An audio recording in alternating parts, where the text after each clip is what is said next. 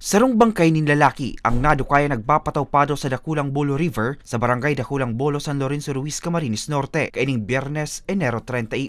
Pigbisto ang biktima na si Raimundo Oriel, 51 anyos, may agom, para graba sin residente kanaunang bita na lugar. Basado sa investigasyon, agang amay kan Enero 30, kan itaas sa Red Rainfall Warning ang banwaan, huli kan daing untok na pag-uuran. Alagad sa ibong kan abiso, nagpasiring pasasalogan biktima para maggraba. Darakan pag-uuran ang paglangkaw man kan tubig sa salog. Mag-aalas 10 din aga, pigbalong abuton subot kan biktima ang sarong inanod na drum, alagad aksidente ning nakabota sa pigkakaputan niyang puninyog hasta sa siya an anudon. Nai-report man tulo sa otoridad ang insidente na marikas na nagkondusyon ng search and rescue operation, alagad ay na naisalbar pa ang buhay kan biktima.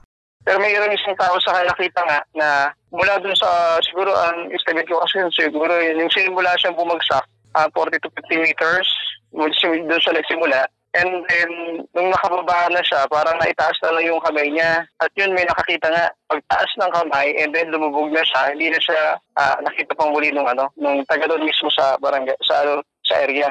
Mientras tanto, sa Donsol, Sorsogon, sarong bangkay manin lalaki anako ang gadan as nagpapataw-pataw sa sarong kanal kasubagong aga. Padagos pang piga-aram ang pagkakabisto kan biktima. Maigot man in pag-iimbestigar kan otoridad, urong na kung nagkaigon in foul play sa pangyayari. Para sa mga baretang Tatak Bicol, Hercules Barbacena.